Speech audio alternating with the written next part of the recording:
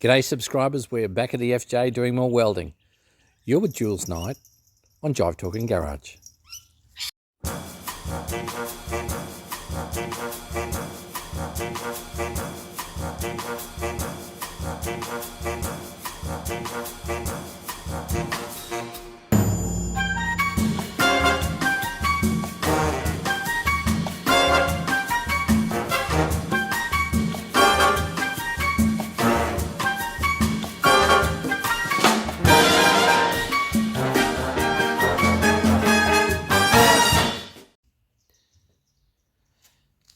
So subscribers, this week's been very busy on the FJ.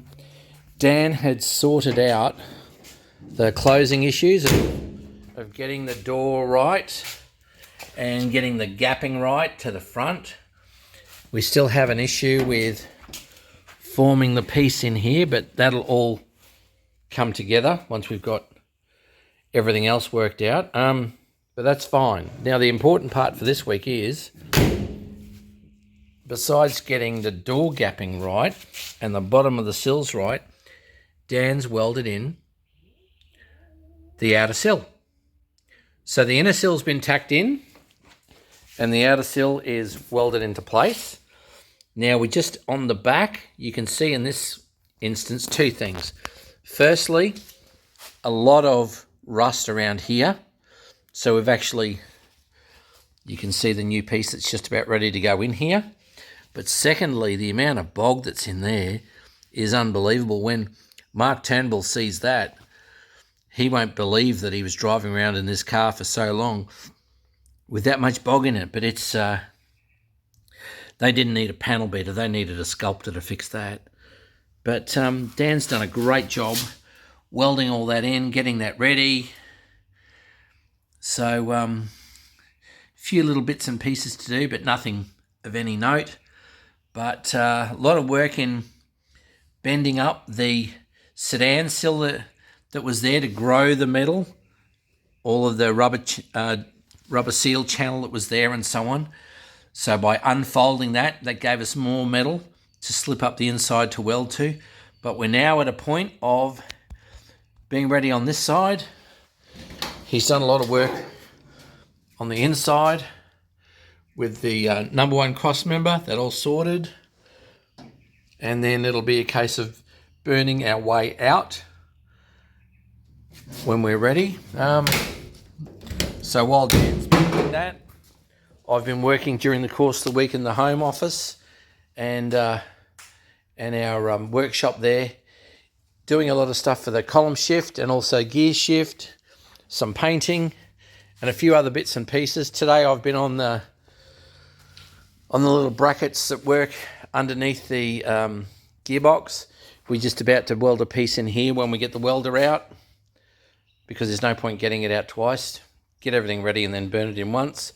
We've already done some work here preparing the other side, using this side as a template, but this will be next to be welded in, because we've learned a lot of the bits and pieces about what to do and what not to do from the other side. But all in all, we're getting there. Anyway, you're on Jive Talking Garage. So as you can see, we've been making great progress on Project Julius, and Dan has been doing a terrific job with doing the welding. The left-hand passenger side outer sill has been secured. I think he's secured the inner sill as well with welding and burning it in place. Obviously everything else is clamped, so that's all really good. I've just been working around the rest of the car. So a lot of the preparation work that's been done, the inner sills with the bottom where the welding would occur, I had applied weld through primer and stuff like that. So also putting in place zinc paint on the inside that's never going to see the light of day. However, just gives it that added bit of protection. So that's all good. So we're in a very good place with the car itself, with the FJ.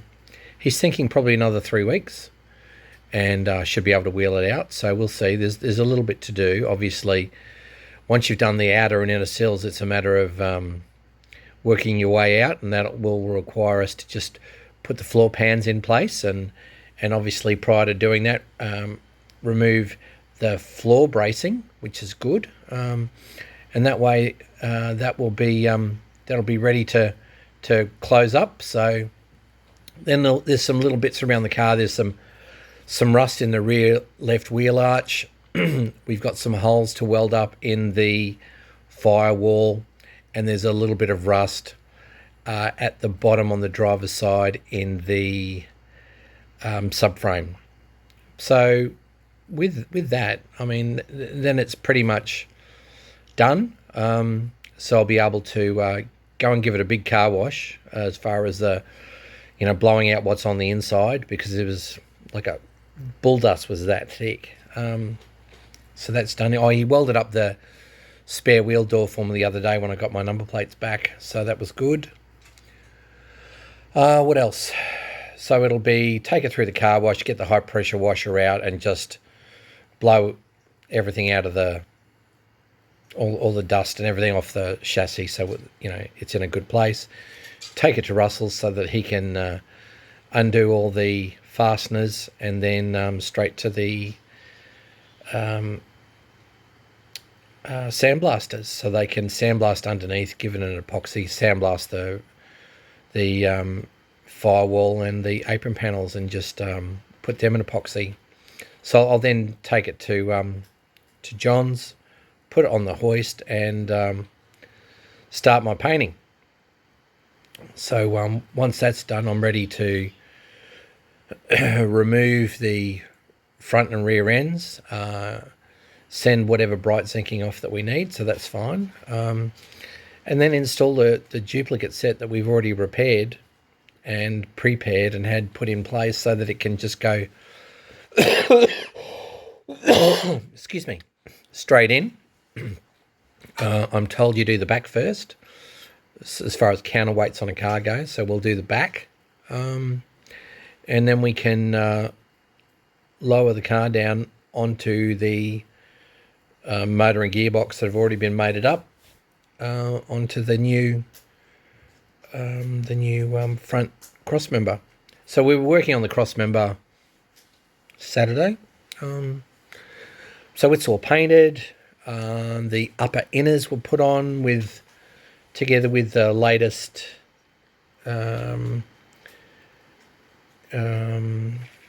wishbones for it. So the top wishbones are put in place, the upper control arms. I brought over the springs that I had prepared, so they were a pair of new old stock springs, so they were good. And while I was there, I painted the diff, the steering shaft, steering column, the diff housing. We'd gone and got the correct rear wheel bearings and seals, as well as the front bearings and seals. And I'd also had painted the gear shift column as well, because I've already prepared here the gear shift lever. So yeah, it's coming together, and it's a matter of just getting everything right, so that when I need everything, it's assembled. So been there, done this before, so that's okay. But I think we're going to leave the episode today with some photographs of where we're up to on Saturday. But in the meantime, don't forget to share, like, and subscribe. But more importantly, enjoy your Holden.